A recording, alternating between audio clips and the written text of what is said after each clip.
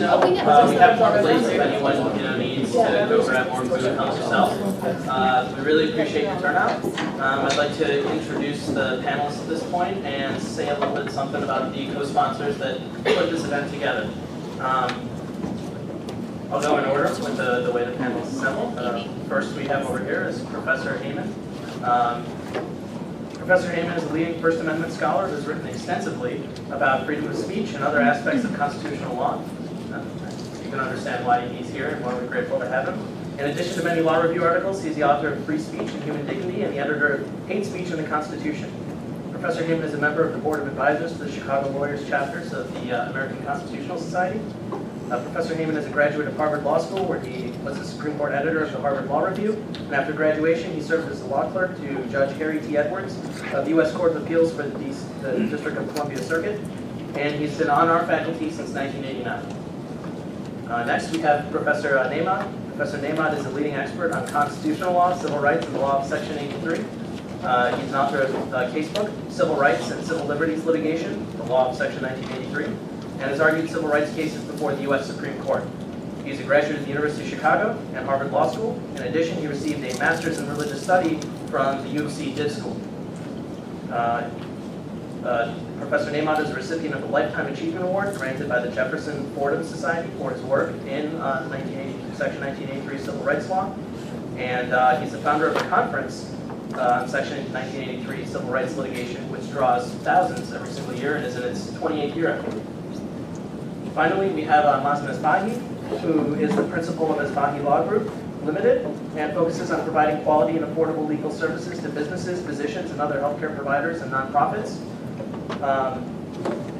He received his principal legal training at Kirkland & Ellis, received his bachelor's degree with highest honors from the University of Michigan, and his JD with cum laude honors from the Northwestern University School of Law.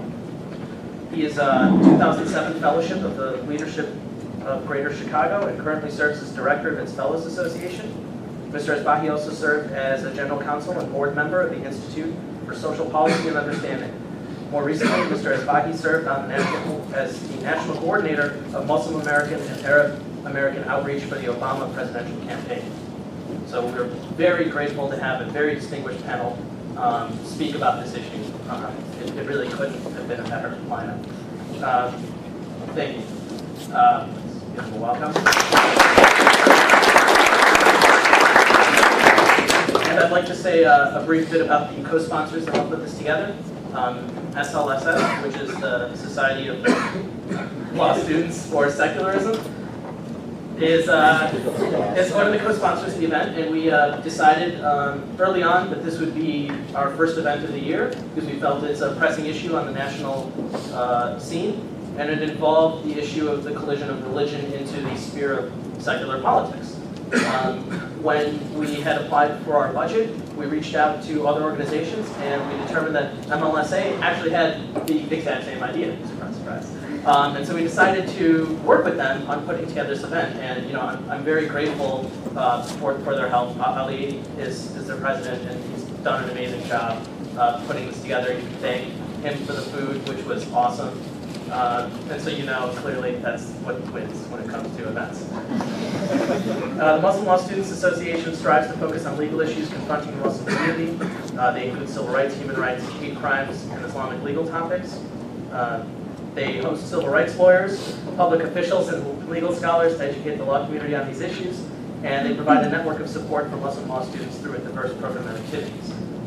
We've also had assistance from the National Lawyers Guild, and we very much appreciate them bringing their expertise. They're a local as well as national organization, and guild chapters are active on a wide range of issues from police misconduct to environmental concerns to homelessness.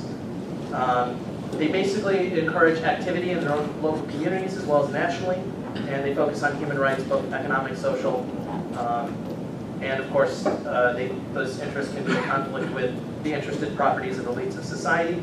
And clearly, we have right here an issue that coincides with all of those. Finally, Professor Nahmod and Professor Batlan founded the Institute of Law and Humanities, and they're a co-sponsor of this event. The Institute was created to facilitate, support, and encourage symposia, lectures, and scholarship and faculty discussion on the relationship between law and other humanistic disciplines. It provides opportunity for faculty and students to integrate humanities-based studies, studies of law, and here we have the intersection of legal philosophy and law and religion. And so we're very appreciative of all of our co-sponsors that helped us out. A bit of word about SLSS. Despite the fact I continually butcher what the acronym stands for, I apologize to our membership. We are here to encourage dialogue about issues related to religion and specifically constitutional issues such as the Establishment Clause. I know the Supreme Court in its past term and current terms has been very active on issues related to this, from crosses on public land to displays of 10 Commandments. In fact, there's another case of a display of the 10 Commandments that's, I believe, on their current October docket, although I'm not entirely sure. But those are the types of issues that we want to encourage discussion on. We started this group a year ago because there was no voice for secularists. We're not an atheist society. We have religious members. We're not here to exclude, but rather to include ourselves in the discussion. There are very focused religious groups. MLSA is one of them. And we felt that we're not trying to provide a contrasting voice, but a voice that establishes you don't have to believe in something to participate in secular society, and that our nation was founded on the premise that religion should be separate from the state, and a lot of people believe their religion should also not interfere, the state shouldn't interfere with their religion. So with that, I'd like to hand it over to Professor Nahmod, who will introduce the legal issues inherent in this discussion.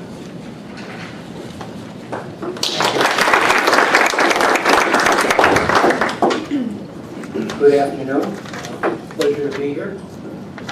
My job is probably the easiest of panelists because I'm going to give you, in about 10 minutes, a primer on the religion clauses in RFRA, Religious Freedom Restoration Act, and ARLUPA. So more about the statutes in a bit. Congress shall make no law respecting an establishment of religion or prohibiting the free exercise thereof.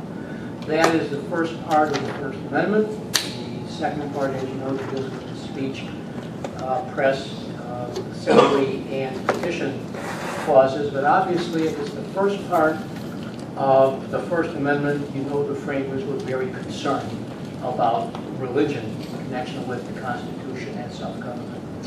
I think it's fair to say that the religion clauses, the Establishment Clause and the Exercise Clause, have two basic purposes. The first purpose is to protect the state from religion. The framers were products of the Enlightenment who believed that people could themselves use reason and govern themselves. There was no divine right of kings, and the framers were particularly wary of the history of religious warfare in Europe and elsewhere. A second core purpose of the religion clauses is to protect religion from the state. The Free Exercise Clause especially, but the religion clauses in general, prevent direct interference by the state with religious beliefs and practices. They also prevent indirect interference through conditions attached to funding. And they finally protect religious activity from pollution from the profane. That's Roger Williams' approach in particular. There are, as many of you know, three troublesome kinds of Establishment Clause cases. The first kind involves aid to education, starting with the Everson case and going all the way to Zellman some years ago with vouchers.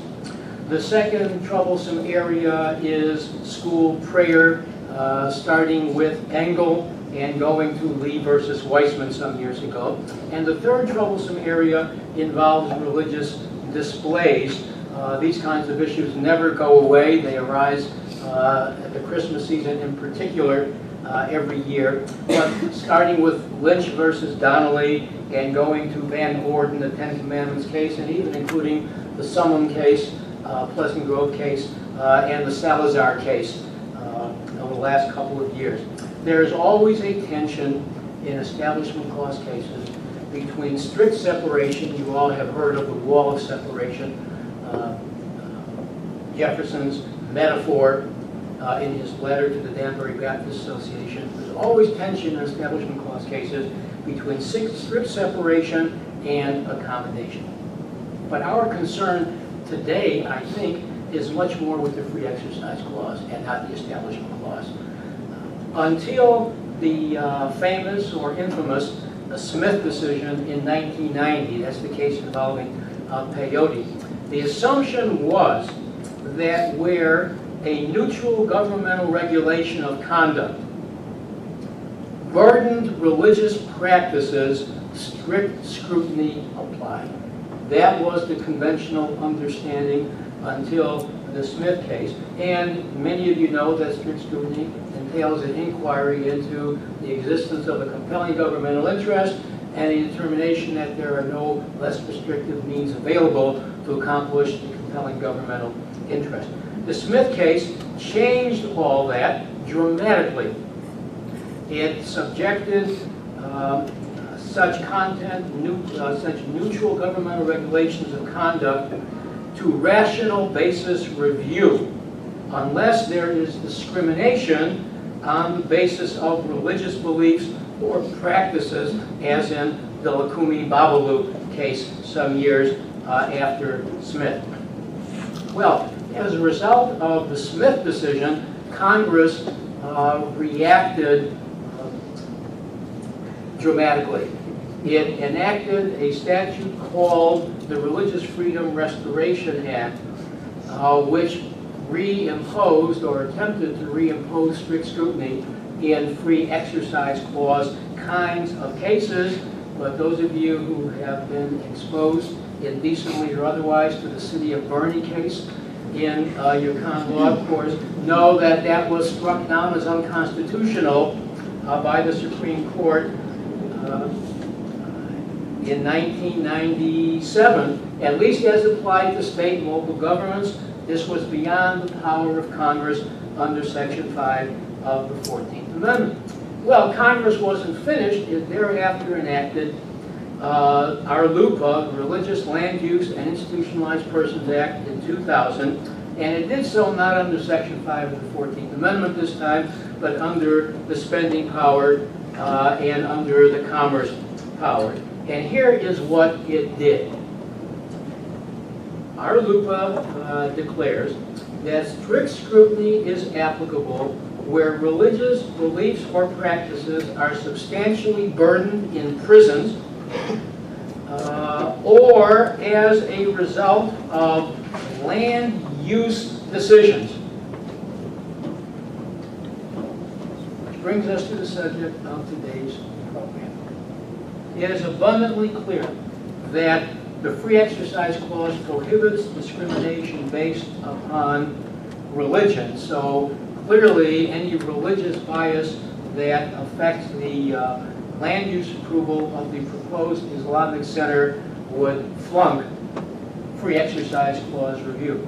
But if discrimination on the basis of religion is not present, and if it turns out that Islamic religious practices are substantially burdened by reason of any land use decisions under our LUPA now, then strict scrutiny becomes applicable, which is typically a difficult burden for any government to overcome. Thus far, so far as I know, and maybe I'll be brought up to date on this, the Islamic Center is set to go insofar as land use approval is concerned. What comes next is anyone's guess, but it would still be well to keep in mind the constraints of the Free Exercise Clause and our LUPA, which constitutes, so to speak, the legal ground rules.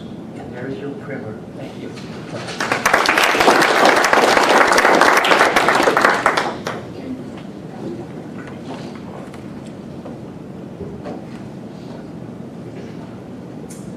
Good afternoon, and I want to thank the organizers for inviting me today. As Professor Nahmod has just explained, the organizers of the Cordova House project, led by Heyman, Faisal Abdul Rauf, have a very strong legal case for their right to build at the site. So the debate over this project is more of a political one than a legal one. So what I want to do is to spend a few minutes talking about the political dimension of the controversy. And it seems hard to believe, but this fight really is only a few months old. At first, the project was remarkably uncontroversial. When the New York Times published a story about it last December, just about everyone they spoke with was in favor of the idea. Later that month, the conservative talk show host Laura Ingraham interviewed the Imam's wife, Daisy Kahn, on the O'Reilly Factor. And Ingraham told her, I can't find many people who really have a problem with that, and added, I like what you're trying to do. It was only this May when an anti-Muslim group called Stop the Islamization of America launched a campaign against the project. And that campaign was quickly picked up by conservative bloggers and by the New York Post, and then quickly grew into a national controversy. The critics of the project claim that it's intended to celebrate the 9/11 attacks, and that it will be a desecration of Ground Zero. And at least in that extreme form, these attacks are both hateful and false. In fact, the project is meant to do the exact opposite. It's meant to discourage radical extremism and to build bridges between different religious groups, Muslim, Christian, and Jewish, and one would hope everyone else as well, including agnostics and atheists. But even though they're false, the attacks are very powerful. They draw on very strong feelings about 9/11, as well as suspicion and hostility towards Muslims, which is all too common among many Americans. And even though the criticism started out on the extreme end of the spectrum, they have been picked up by mainstream Republican politicians who sense a winning campaign issue, and in fact by some Democrats as well, including Majority Leader Harry Reid, who are afraid that they may lose in November and afraid that this may in fact be a very powerful issue. So the question I want to talk about is this. What is the best way to counter these political attacks? However much one may disagree with them, there's no question that they're rhetorically very powerful. So how can liberals and or supporters of the project, or libertarians, however one might characterize oneself, how might they make a rhetorically powerful case for their own position? So of course one way to do this is by making civil libertarian arguments. These arguments stress that under our constitutional system there's a separation between religion and state, and everyone has the right to religious liberty. The state has no business telling one particular religious group that they're not allowed to worship at a particular site. Arguments like this have been effectively made by President Obama and Mayor Bloomberg, and of course by many others as well. And these arguments have clearly had an impact on public opinion. For example, a recent Fox News poll showed that 61% of Americans believe that Muslims do have a right to build a mosque near Ground Zero. But at the same time, the poll showed that 64% of Americans don't want a mosque to be built there. Right? They disapprove of the project even though they think there's a right to do it. It seems to me that what this shows is that while the rhetoric of civil libertarianism is important and powerful, it isn't enough. This became clear last month when President Obama first sought to address the issue. He gave an iftar dinner at the White House, which has been an on and off tradition, but recently has been held every year, including under President George W. Bush. So there was an iftar dinner at the White House on August the 13th, and President Obama made a stirring defense of religious liberty and the right to build a community center and mosque. But he immediately came under a barrage of criticism, and the next day he made clear that he wasn't commenting on the wisdom of the project, but simply defending the right to build there. It seems to me that political rhetoric of this sort will never be enough to stand up against the fervent attacks on the project.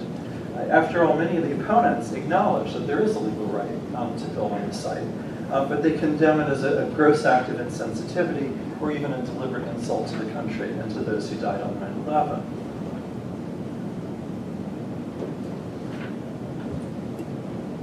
So while civil libertarian defense is absolutely necessary, it seems to me that it's not enough. And this ought to be crystal clear from the other big controversy that has been in the news recently and that the country was kind of fixated on last month, and that is the threat by a pastor in Florida to burn a pile of Qurans on the anniversary of September 11th. Professor Nahmod, could correct me if I'm wrong, but I think it's pretty clear that the First Amendment would protect his right to do that, as long as he's not violating local fire regulations or something like that. But virtually everyone in the country, from President Obama to Sarah Palin, condemned the planned book burning on the grounds that it would be grossly offensive to millions of Americans and to people around the world. So I think that one needs to go beyond civil libertarianism and make the case in other terms as well. One powerful argument is what I would call the rhetoric of inclusion, which stresses that Muslims are full and equal members of the American political community. This theme was present in President Obama's iftar remarks, but it was a little bit muted. But it came through loud and clear at a news conference that he held a couple of weeks ago. In response to a question, here's what he said. He said, it's important for us to remember that we've got millions of Muslim Americans, our fellow citizens in this country. They're going to school with our kids. They're our neighbors. They're our friends. They're our coworkers. And when we start acting as if their religion is somehow offensive, what are we saying to them? He went on to say, I've got Muslims who are fighting in Afghanistan in the uniform of the United States Armed Services. They're out there putting their lives on the line for us. And we've got to make sure that we're crystal clear for our sakes and for theirs, that they are Americans and that we honor their service. And part of honoring their service is making sure that they understand that we don't differentiate between them and us. It's just us. This is a very powerful and moving statement on the president's part. And it makes clear that those who support the project need to defend it not only on legal grounds, but also through an emphasis on inclusiveness and the idea that we're all Americans and that we're all in this together. But it seems to me that even this isn't enough, and this is the final point that I want to make. Even in these remarks at his press conference, the president didn't say that the project was a good idea. And that's ultimately what the supporters of the project need to say. Of course, the organizers of the project have made this case in a variety of different ways. Sort of one of the most high profile, I guess, was just a few weeks ago when the Imam made a positive case for the project in an op-ed piece in the New York Times. And as I suggested earlier, he argued that the whole point of the project was to discourage extremism, to convince young Muslim Americans that, in fact, the country was not deeply prejudiced against them, that they could be full members of the community, and the project was also meant to foster mutual understanding between different groups within the community. And it seems to me these are the kinds of arguments that ultimately need to be made if a project like this is to find support and to achieve its aims in the face of a great deal of prejudice and hostility. Thank you.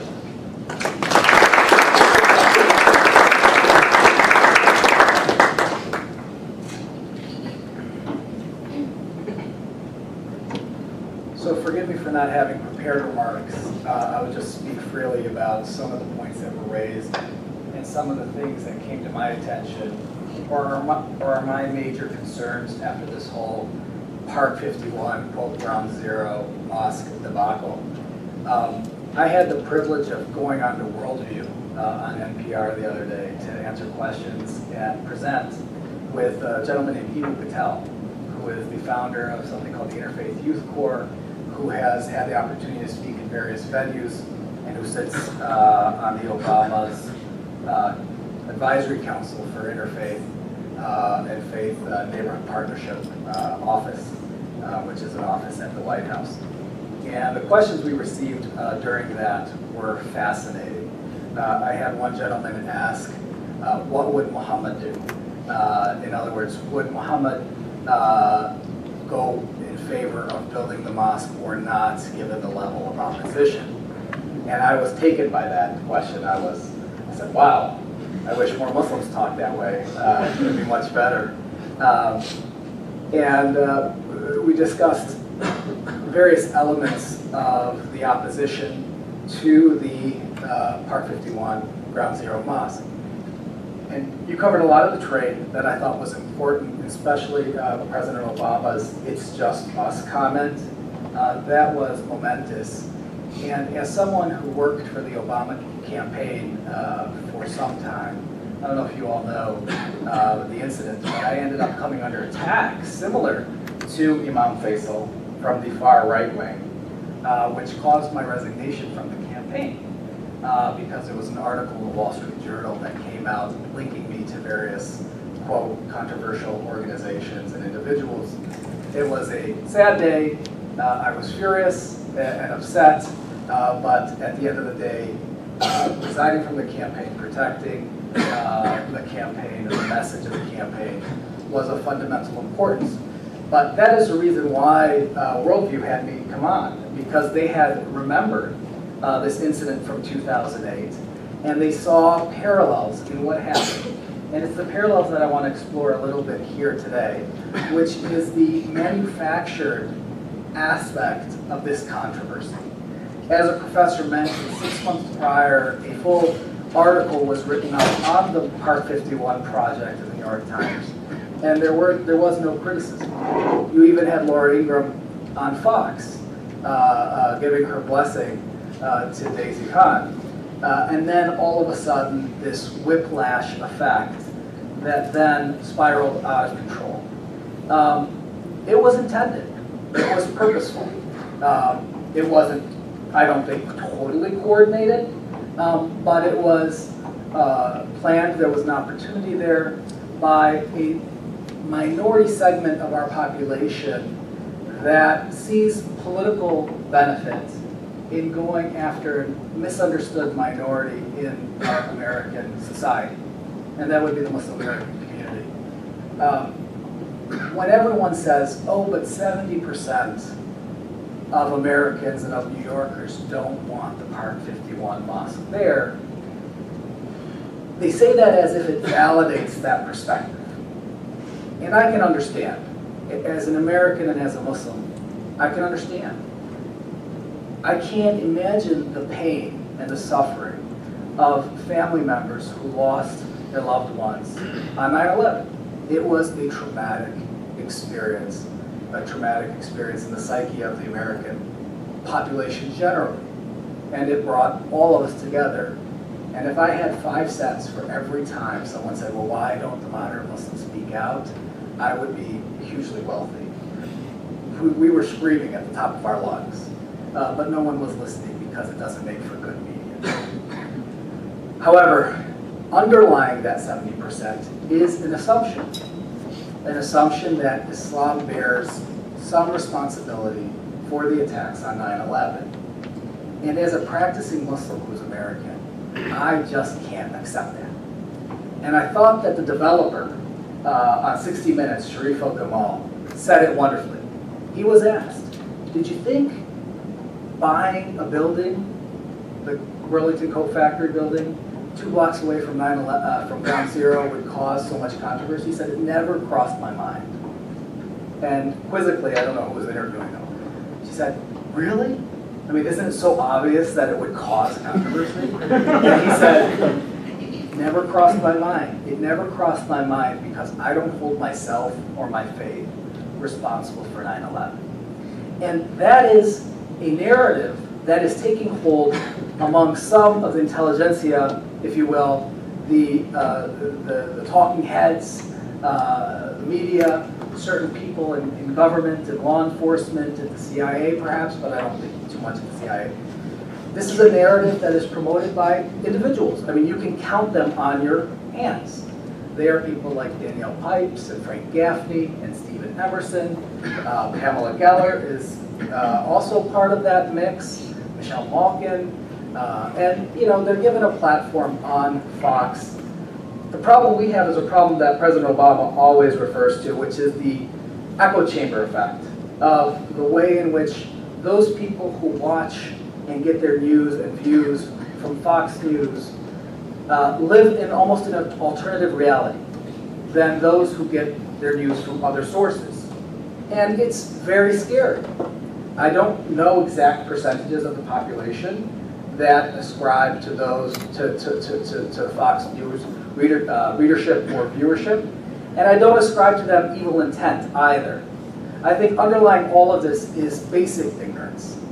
And while Muslim Americans remain the most hated minority in America today, and we have that 70% figure, as a Muslim American and as an Arab American, I just think back to a time not very long ago where Martin Luther King was probably the most hated man in America.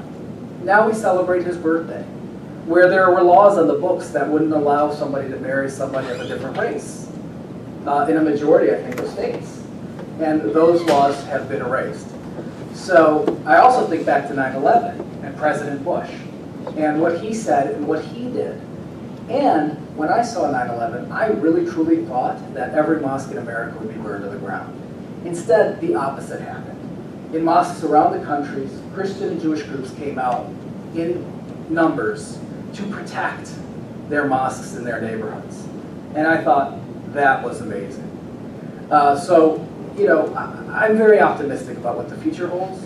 I think that Muslim Americans bear a large responsibility for just explaining who we are to everyone around us. And I think that you're seeing, in opposition to the Part 51 and the Quran burning, the overriding majority of Americans that want to see a pluralistic America. And I think that's what's happening. Thank you.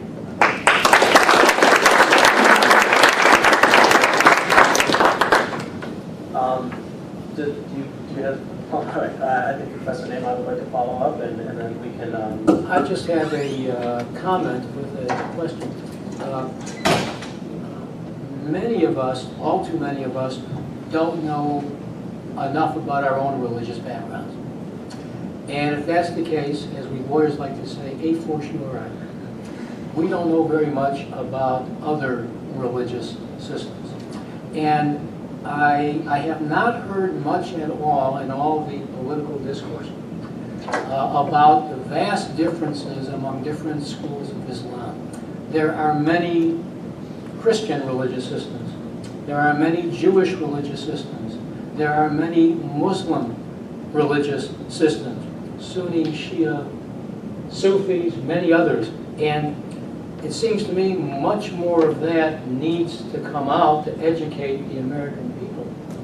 The well-intentioned American people, some will never be educated, for one thing, about these very important differences and about the approaches that these different religious systems in Islam and the others take to tolerance. I think that's a very important educational lesson. I haven't seen much of it at all. Yeah, if I could just comment, please, do these mics work? Yeah, they do, sure. Do you need me to speak in the mic? It is... Yeah, we're recording it. Oh, okay. Yeah, absolutely, great point. I don't want to get into a primer on the different sects and their views, etc. But I do want to say something about terminology and phraseology and the importance of frames of reference in our social and political dialogue. So you have the ingenious marketing tact of calling it the Ground Zero Mosque. And that stuck.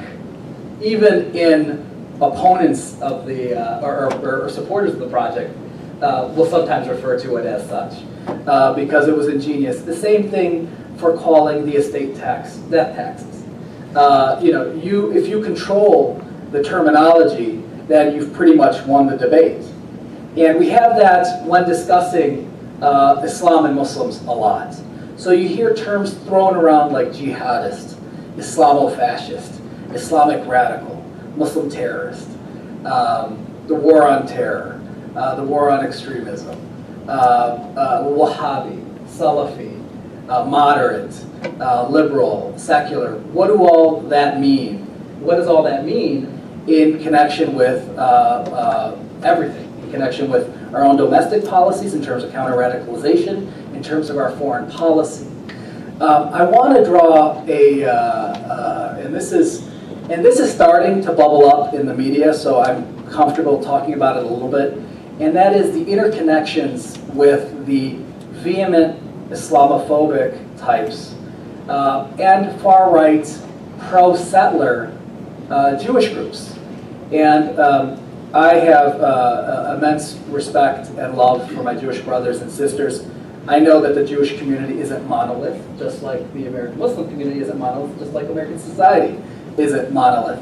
But there are disturbing trends here where there is a lot of funding coming from very, very strongly right-wing Jewish activists in America to some of these hate-oriented groups, like Stop Islamization of America, like Campus Watch, like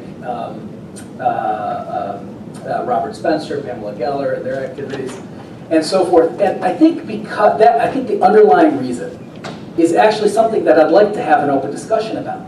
And I think that some of these far-right funders feel that the growth and normalcy of the Muslim American community as we develop, since my generation is the generation of the sons and daughters of immigrants that came in the late 60s, early 70s.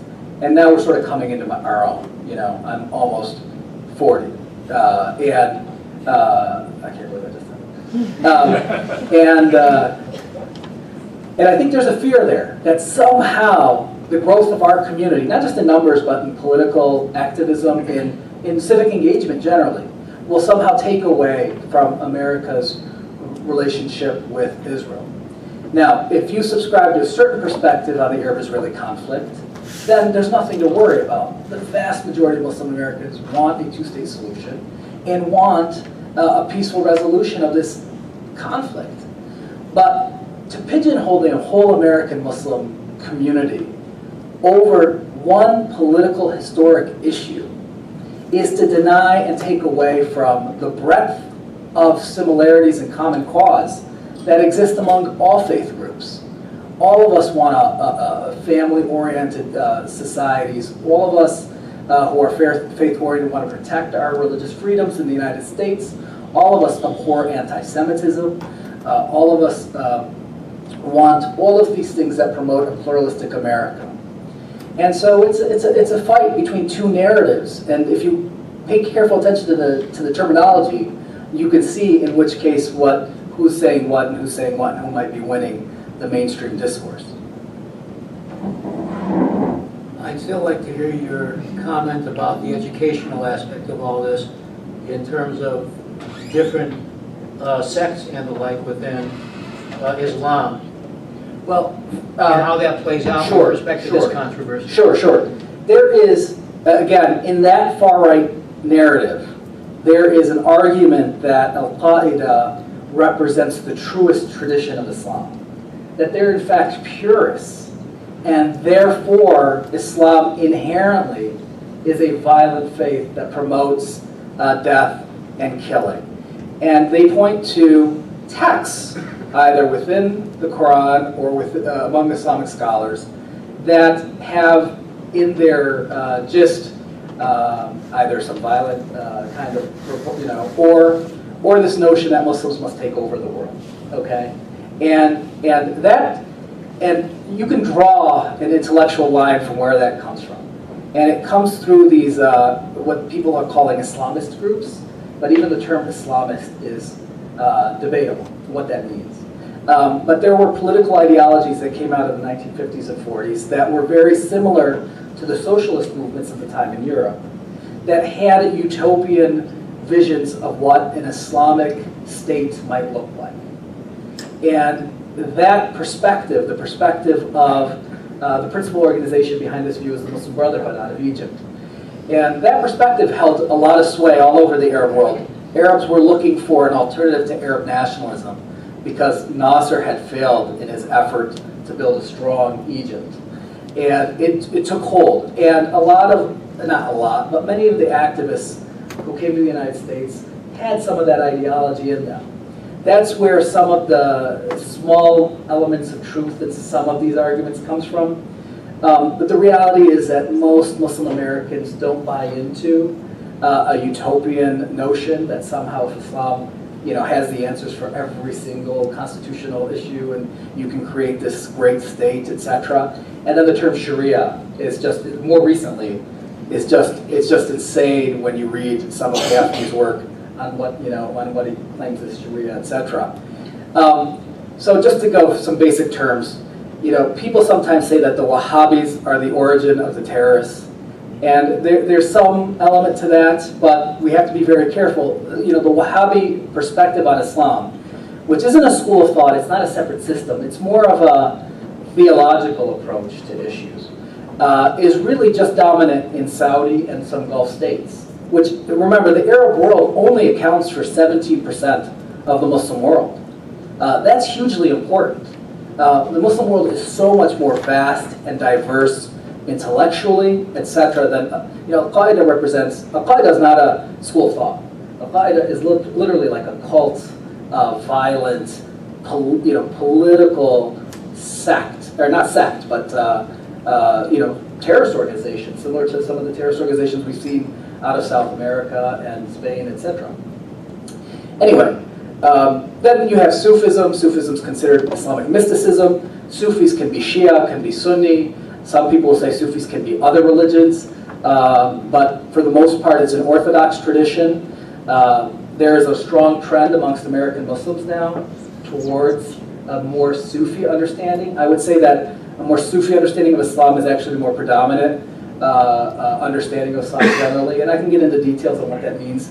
And then the Sunni Shia, sometimes Orthodox Shia. Shia account for anywhere from 5 to 10% of the Muslim world, primarily Iran, parts of Lebanon, half of Iraq, if not more, and certain segments of the Gulf Arab states are Shia.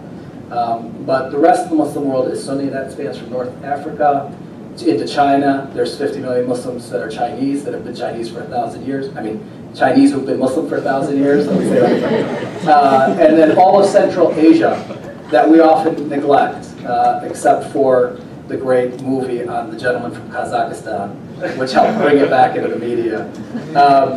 Those countries are all like almost 99, 98% Muslim, and so forth. So there's immense diversity in intellectual views.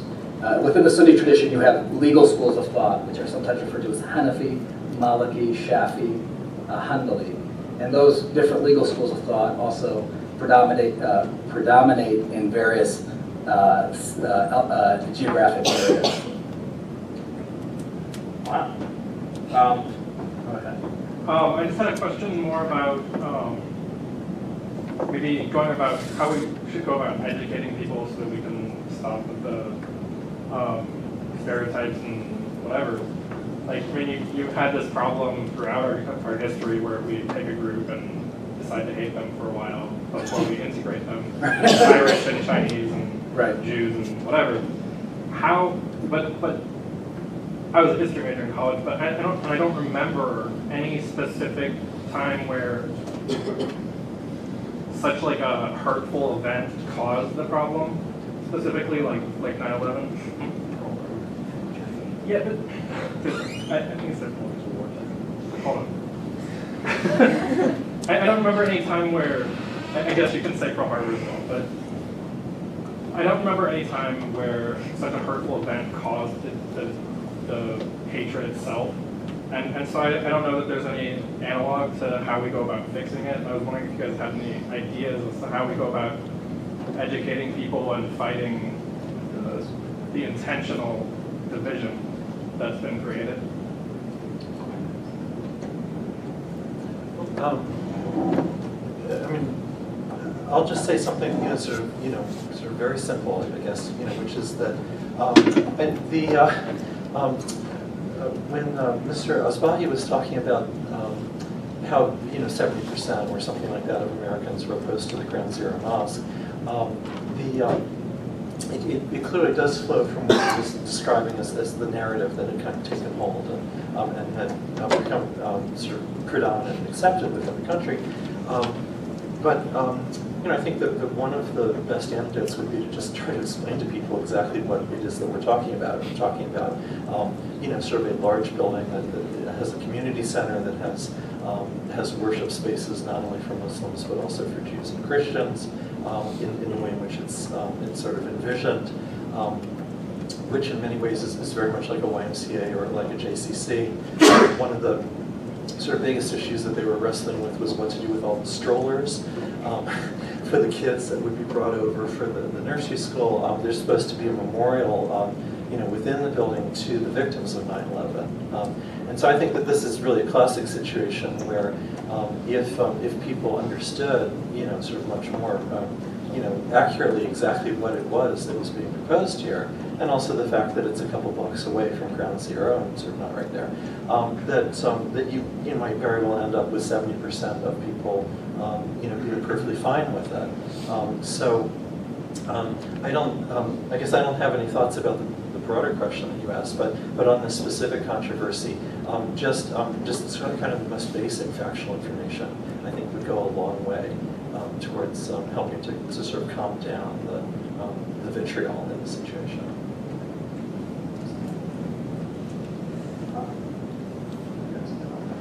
I mean, it's always, that kind of question's always thrown out, so what do you do? And I would say we need an educated, active citizenry. We need people fighting the apathy and the cynicism that they have, that they can change things and get out there and do stuff. I mean, for all of my, never mind, but what I was going to say is, we have a president who's a community organizer, who started at the lowest level of the most basic, boring, tedious organizing, which is getting people to register to vote. And, with our votes, we can make a difference. And we are coming upon the 2010 election. And some of the candidates out of the Republican Party are, to be perfectly honest, scared. And, if one of them were to ever become president, it'd be a challenge for some of us to say, while we love this country and we're Americans through and through, but, Canada's looking pretty good. So I say that jokingly, but so be active. And it's up to the Muslim community also, very much so. Too many Muslim Americans live in a shell. They live in a bubble. They socialize among themselves. If they work in general corporate America or in other facets, they just go to work and they come back. There's been a rallying cry, especially since 9/11 within the Muslim community, to get people out there, to get them to recognize the underlying principles upon which America was built, and to adopt, they have adopted in legal sense, to really, really imbibe the fact that they are Americans, even if they have a thick accent and a long beard. That is what we're all about. And I love the painting by, who is it? It's the famous artist, The Four Freedoms. Norman Rockwell. I mean, if you look at Norman Rockwell's piece on freedom of religion, you see the Pakistani Muslim right there in the front with the Quran. And that's from what, 1940 something? And it's just amazing. To what extent would you all think that this economic climate has to do with the hatred? Because it's been 9 years since 9/11, and I don't know that there's been such an overt anti-Islam experience to this degree since then. In 2001, the economy was still pretty good, and people were doing well. If you think about the fact that Islam is not necessarily the most, or the only hated group right now, because we have the Latino community that's coming under a lot of racial antipathy, largely because there's a perception that the 11 or 12 million of them that are here without proper documentation are somehow taking the jobs that are the 10% of people who don't have them are entitled to.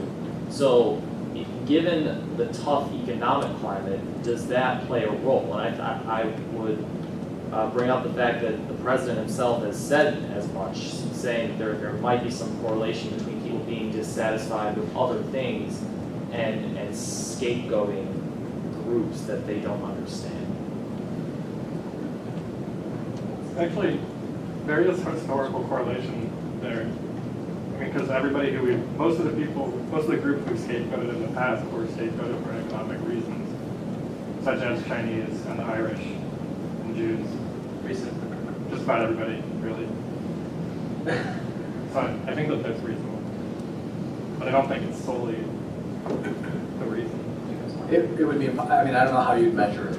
You know, I think most people consider it a factor that's playing into the rise in Islamophobia, but how do you measure that? You know, it'd be very hard. But you know, I mean, I think you're onto something in the sense that there does seem to be some similarities between this attack on the Ground Zero Mosque and sort of the Tea Party movement and the kind of general you know, sort of anger, you know, that's going on right now, where people, a lot of people say, I'm just angry. I don't know what I'm angry about, but I'm just really angry. I want to take it out on somebody, and so they're taking it out on the party that's in power at the moment. But it also, you know, seems reasonable to suppose that that they might be taking it out on this particular, you know, sort of minority group that might be unpopular for other reasons. And the other way in which it seems to me there might be some involvement here is that there has been this, you know, kind of strong rightward shift in the past couple of years. Partly, I think, as a result of the decimation of the Republican Party and driving the defeat of many moderate Republicans from the party. And so that, combined with some of the other reasons for the rise of the Tea Party movement, means that there's this kind of spiraling movement, I think, towards extremism. So that there's such a sharp contrast between that and something Mr. Asbahi mentioned earlier on, which is that President Bush, after 9/11, sort of came out and said this is not a war against Islam, right? And that we should not scapegoat Muslim Americans. And so there was something of a kind of responsible center at the time that prevented some of these most extreme kind of xenophobic you know, attitudes from coming out. And I think that right now it's just hard to see what the brakes are on some of those kind of extremist feelings. And so you have you know, politicians who you know, should, and in fact do know much better, like Newt Gingrich, who's a historian and in many ways a very thoughtful man, and surely knows much better than what he's saying now. But he you know, since he seems to be seriously considering running for president, then he wants to put himself at the head of these kind of extreme movements rather than lagging behind. So I think you know, undoubtedly it's kind of all connected, probably in the way you're suggesting. May I throw in an additional factor? I don't want to absolve the media in all of this, and I am, you've got two of the strongest proponents of free speech you'll ever have sitting together right here. But you know, with freedom comes responsibility, and there has been a dramatic diminution of responsibility in the media. There's probably more of it left in the print media, but there is less and less of it in the electronic media, and then I'm talking about TV, radio, and the internet has made things worse in some respects. I'm not sure how much of all of this was generated by the media. I'm not absolving all of us citizens of responsibility in this mess. But I can't help escaping, I can't escape the feeling that the media had a lot, 24/7 now. The media played a major role in building up a lot of this stuff with the mosque. And you look at this fellow from Florida, nobody ever heard of him until the media glommed onto him, the Koran burner, and suddenly he's all over the place. Now it's one thing if you have if somebody takes a picture and posts it on the web, fine. But when the media pick it up and post it everywhere for national, international dissemination, there's a responsibility factor there that they're falling down on. I'm increasingly disappointed in them, so I'm not absolving them of responsibility. That doesn't solve the problem. They're not going away. They're in the business of making money and selling stuff. But we have to recognize that when we evaluate what is going on. Okay, actually, I'm going to take my prerogative here. What type of regulations would there be imposed upon? I know for when political races are going on, they have to, when they talk about things, to display at least both sides as evenly as possible. Is there something that could be grafted upon highly charged political issues? Well, some of you may remember dynamite panel we had last year on the Citizens United case. So I'm going to defer to my colleague here about the possibility of any regulation in this area at all. I don't think there's any kind of a legal solution that, Right. that this really has to be a matter of a sense of responsibility. But there's no way for the government to intervene in the situation. Under existing First Amendment jurisprudence or under any system that probably most of us would want to adopt. Okay. I saw you had your There's been a lot of things that we mentioned or personifications that have been laid out that I may disagree with. I'm going to try to not put this in a political perspective. I apologize if you're going to this question is being directed at you. You mentioned that Al-Qaeda is a very small percentage. You seem to represent a much more relaxed view, a much more progressive view of Islam. The question is, maybe I've just missed it, but how come the major overarching Islamic community is not coming out harder against these kinds of things that are making the news? You mentioned the Quran burner. He made the news, he made these huge headlines, he never ended up doing it, and yet Christians were killed in Indonesia because of it. Now maybe you want to say, well, they didn't know yet that the Qurans weren't burned, but the fact is they did it. I didn't hear any response from the Islamic community coming out and saying, we denounce the fact that Christians were killed over the burning of a holy book. Maybe a holy book, but human life is not worth it. I didn't hear, any denunciation of that. And I imagine that it's there. Why isn't it being put on the front page? I've seen your ads carry that Muslims were killed in 9/11 as well. Where's the ad saying, we denounce 9/11, we denounce Al-Qaeda, we denounce the Sharia law, we denounce Ahmadinejad when he says that we should wipe Israel off the map as opposed to coming to a peaceful solution? Where is that? Yeah, and again, I mean, Muslims are screaming it at the top of their, and it's just not being shown. I mean, go to those media organizations, look for the condemnations on 9/11. They're there. Do they condemn everything that some crazy people do on Indonesia when protesting, like the Danish cartoons, et cetera, et cetera? We can't take responsibility for every Muslim that does anything crazy. It's 1.2 billion people. I'd be in the business of saying sorry. Christians don't feel like they have to do that. Jews don't believe that they have to apologize for what Rabbi Kahane or anybody else No, does. but for example, a couple weeks ago when it made the news, hugely that Rabbi Yosef said that he hopes that the Palestinian terrorists, people who are committing acts of terror should die in plague or something like that, towards that effect. Even as Netanyahu came out and said, we don't know why he said that, we denounced that, we pushed that to the side, and we think that that's an improper view. But I don't hear that coming from the Islamic. Yeah, again, it's there. There were condemnations of Ahmadinejad. There were condemnations of Al-Qaeda philosophy. One of the great, a nice thing that happened a couple years back was like a group of 100 Muslim scholars from all over the world came together and put together this document called the Common Word. And that was a very deeply touching, sort of, this is the core of our religion perspective.